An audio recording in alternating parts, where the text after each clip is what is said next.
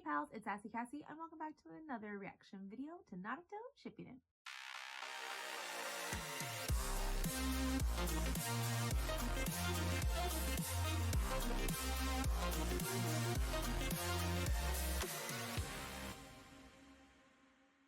Before we get started, I'd like to thank all of my subscribers and anyone watching this video.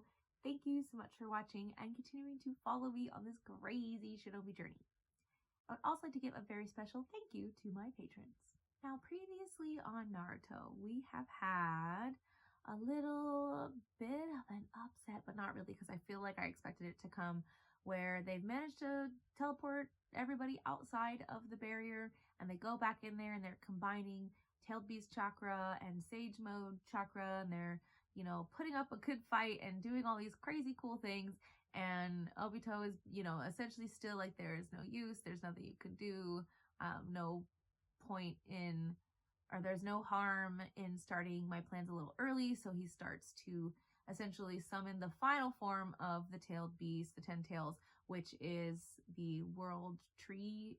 I think that's what they called it, the world tree, where it is the origins of chakra. And I guess I didn't really talk about this that much, but I do think it was cool to hear that little bit of a history lesson on how, like, people gained the ability to have chakra within their bodies, that it came from a fruit bared from the world tree, where the creation, the origin of chakra was, and the tree, the nature was so upset that it had been stolen that it turned into a tailed beast and essentially went on a rampage trying to get it back.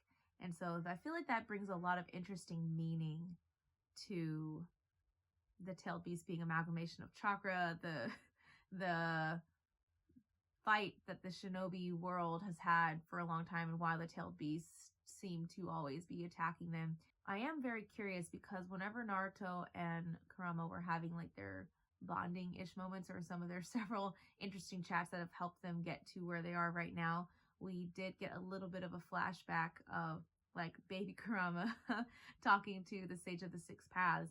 And I just always assumed that they got along and got on good terms. And maybe because the Sage of the Six Paths like preached the way of chakra type of thing, he seemed like a very peaceful, you know, balanced avatar type of person. So maybe that's why they respected him and his use of chakra. But I do have questions about how he potentially managed to split the world tree, the amalgamation of chakra, into 9 different tailed beasts. And I want to know further about that relationship with the Sage of the Six Paths. But I do think, again, because we've already kind of known this, that the origins of shinobi, or, you know, along those lines, has been the Sage of the Six Paths, and they had like 2 essential families, which is kind of how we got the Senju and the Uchiha type of situation. But yeah, learning that little history lesson was really cool, really interesting. And so they threw that in that little tidbit for us, the audience. And we learned that right as the world tree, this plant, is, you know, on the verge of blooming, essentially. Or maybe not on the verge, but it is going to bloom. And that is what's going to cause the infinite Tsukuyomi, aka this Genjutsu, over the whole world. And so we have that impeding doom, them being put under this Genjutsu, which is everything they're fighting for / well, fighting against. But then also Naruto, the key to this whole operation, is suddenly struck by all the people that have withered due to touching the world tree, their chakra, their essence, their souls essentially being sucked right out of them. Well, maybe their chakra, but sucking it out so much that they have withered away and died. So I'm sure that's going to be a little something that might be difficult. We might get some emotional response and reaction to that, but unclear. Unknown at this time. So let's find out.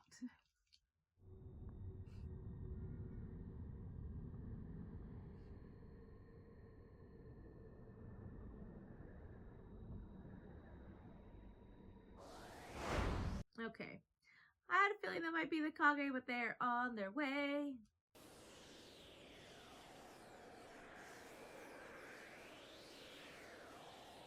Katsuyu. Yes, ma'am. I shall explain everything.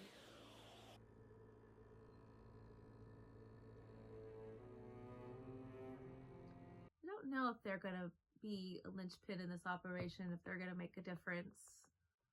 I mean, I assume they would, but once they get here, pretty much all the pieces, all the moving pieces will be in the same place. Other than, you know, like the feudal lords and stuff like that. But I don't feel like they really count in terms of this. Shikamaru! Shikamaru! Oh no! You guys, I can't do this. I can't handle this again. Sorry, Mom. Shikamaru! Sakura! If we're gonna die anyway, let's go down fighting. To the very best of our abilities. However, at this rate... I don't feel well. I've got chills in my legs. If they kill Shikamaru, one of the other only people, at least of their group, that really is honest, at least with Naruto, the one that helped him move past his grief with Jiraiya. There's no need to keep going. If you don't resist, I won't kill you. Yeah, sure.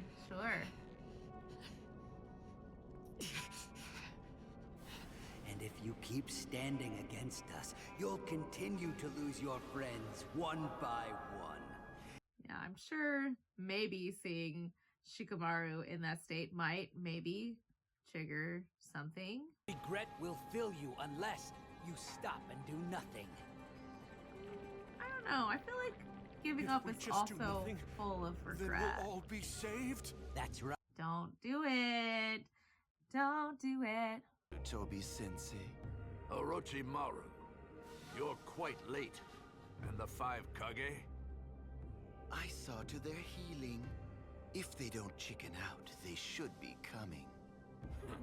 You're Why still would as they sarcastic chicken as out? ever, You know, not surprised though. Hugo, Sasuke, You've come.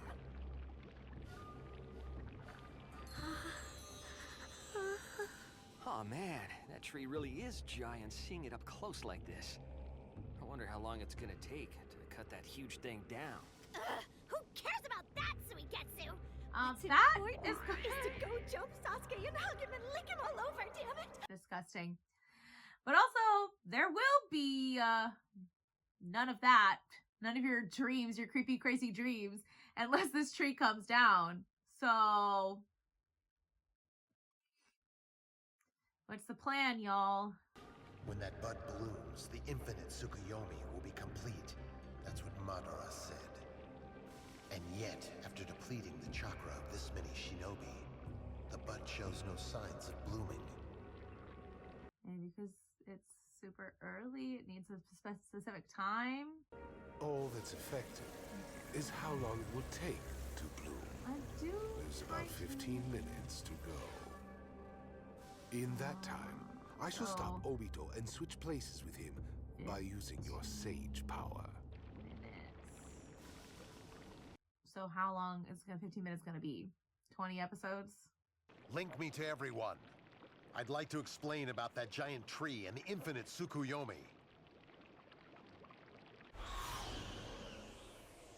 This sensation. Grandfather! Is that you, Tsuna? This voice is unmistakably Lord Hashirama's. I've got chills running up and down my body and it's so uncomfortable. So we're all just nourishment for that tree? That's it? That's what shinobi are? Then how are we supposed to fight it? Plus we only have about 15 minutes? We can't even get near it. Power of friendship? Maybe?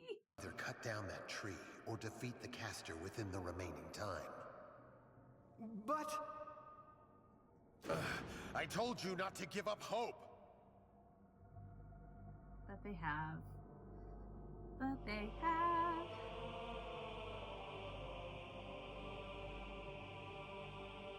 Even Akamaru looks sad. And when dogs are sad, the whole world should be sad.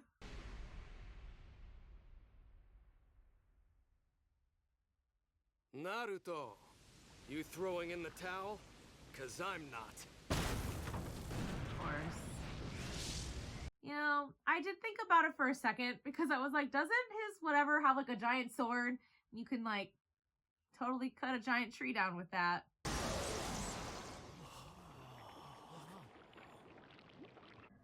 These are feelings from Naruto's heart coming through my jutsu.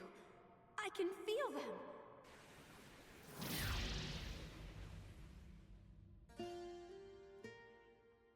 See?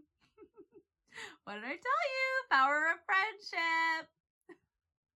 Even though the friendship is a little strange and not conventional the slightest. And really, they're like rivals, but I feel like rivals are also friends in a weird way.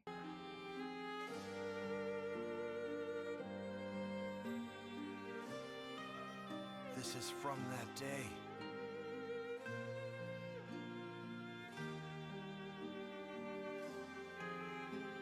Gosh. Just want to remind everybody that when Asuma died, I cried so hard I lost my voice for 5 days.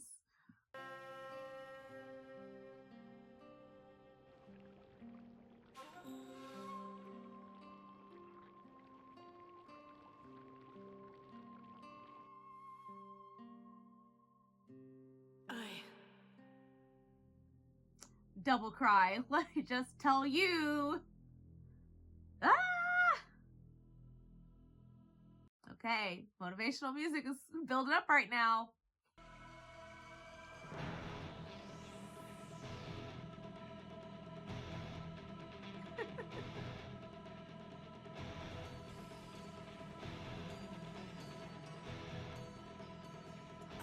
Oh, Lady Chio. One of the best female characters. I don't want. Neji was too soon. I never want to think I should have. Naruto.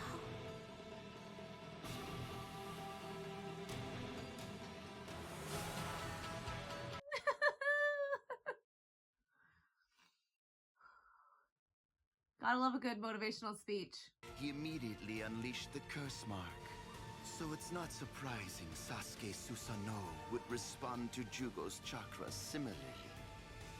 I suppose you could call it a Sage Jutsu Susanoo. Sasuke Uchiha, huh? An Uchiha who shows the same potential as Madara once did. Maybe I'll go. Really? This again? I know he's not wrong. Don't go getting ideas. The simple fact that we could convene this 5 Kage summit with the first Kage like... of each of the 5 great so nations. This is the very first. The first Kage summit. Interesting. In any event, I did indeed come here to endorse at least the gist of Lord Hokage's pact. However, I'm not just going to sign anything for free. I agree. And besides, if you behave too humbly, you'll make us suspicious. Not the shark. Distributing the tailed beasts that Lord Hokage has collected to the other villages is the condition of signing the treaty.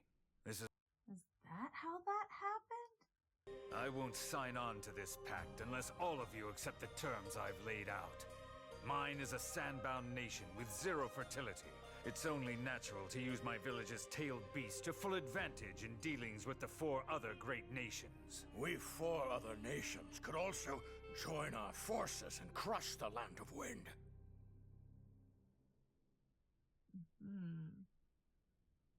But they're not gonna do that, at least not at this time. We know that there's been other wars. But I've got this dream that at some time in the future, there will come a day when shinobi will collaborate and help each other with one heart, regardless of their affiliation. So, like, that is today, my dream of the future. on Naruto's birthday.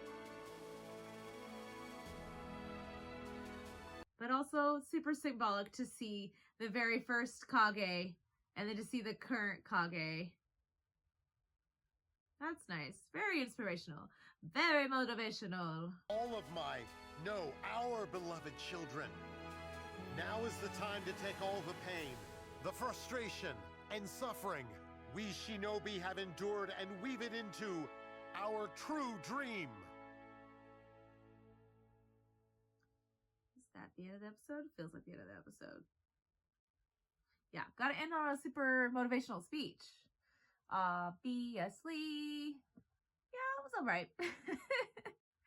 I think this episode was fun and good in the fact that, again, just like, I feel like it really does get summed up by that last speech where he had this dream, not just like a dream of creating a village where, you know, kid didn't have to grow up and just die, and even not grow up and just die as children, but to create these places that were safe and I don't know, just like starting with like one village and then seeing all the villages and then, you know, petitioning all the villages to work together, and that happening, you know, so long ago, and now on this day they are working together. And just for him to show his memories and reiterate that speech of how this was his dream and he wants people to not give up on that dream because he always hoped it would happen someday, and basically it is happening now because he never lost hope and faith in that his dream would come true, which is so nice. And I love a good motivational speech.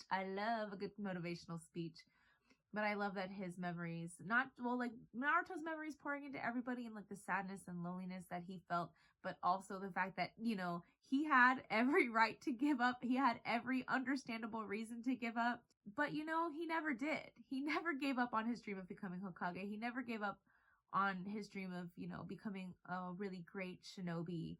And I know the second Hokage keeps comparing him to his older brother, the first Hokage, but to also in so many ways see the first Hokage and that dream of being like, I never gave up on my dream. Here's this other person. And even, you know, all the other ninjas seeing both Naruto and Sasuke go up against something that they may not even be strong enough to win against, but that they never gave up hope. They don't want to live their life, or maybe even the afterlife of regret. They don't want to wonder what would have happened if I had done something. So I love a good motivational episode. It was good. It's good. Very motivational, very, very awe-inspiring. And I hope, or rather assume, that this will give them good reason to at least put up a fight, even though it's probably going to continue to go on for another at least 20 to 50 episodes. And also just the imagery of like seeing the first Kage summit and then the current Kage get there and they're fighting alongside each other is also just really great. So good episode, very motivational, very fun. I'm curious where we're gonna go from here. I assume we go into maybe this battle with Obito. Madara has run off somewhere because he wants to take Obito's place because he wants to be the one. This was his dream. Their dreams are in some ways similar, but not similar in the slightest. And I do think that's interesting, just seeing the subtle differences as well between like Madara's version of this dream and Obito's version of this dream. Their motivations are a little bit different, even though the goal is the same. So I'm curious how Madara plans on switching places with Obito, but we'll see. For now, thank you all so much for watching, and continue to follow me on this crazy shinobi journey. And until next time, bye!